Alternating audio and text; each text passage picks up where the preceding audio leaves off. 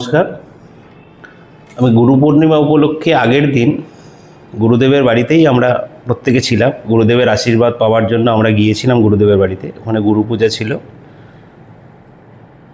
আমরা যারা আধ্যাত্মিক জগতে কাজ করি, আমরা যারা বাস্তু করি, আমরা নিউরোলজি করি, কেউ অ্যাস্ট্রোলজি করে, প্রত্যেকেই আমাদের প্রত্যেককেই গুরুদেব গুরুমার আশীর্বাদ ছাড়া আমরা কিন্তু এই পথে বেশি দূর এগোতে পারবো না। গুরুদেবের আশীর্বাদ, গুরুমার আশীর্বাদ আমাদের সবসময় সঙ্গে থাকতেই হবে। আগের দিন গুরুদেবের বাড়িতে ছিলাম, গুরুদেবের সঙ্গেই ছিলাম, গুরুদেবের পাশেই ছিলাম। আমাদের যখনই আমরা যে কোনো ধরনের সমস্যায় পড়লে আমরা কিন্তু গুরুদেবের কাছেই যাই, গুরুমার কাছেই যাই সবার আগে।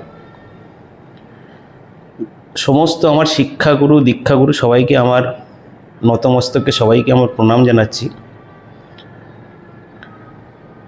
গুরুভাগ্য তো সবার ভালো হয় না, অনেক সময় অনেকেরই ভালো হয় না গুরুভাগ্য। আমি পেয়েছি আমার সৌভাগ্য। আমি খুব নতমস্তকে আমরা গুরুদেব এবং গুরুমাকে আমার প্রণাম জানাচ্ছি, আমার ভালোবাসা জানাচ্ছি, আমার অন্তঃস্থল থেকে ভালোবাসা জানাচ্ছি। আমি চেষ্টা করব ভবিষ্যতেও গুরুদেব গুরুমার সাথে সদ্ব্যবহার রাখার। প্রত্যেকে আশীর্বাদ করুন আমরা যাতে আগামী দিনে আরও অনেক দূর এগোতে পারি। ধন্যবাদ, ভালো থাকবেন।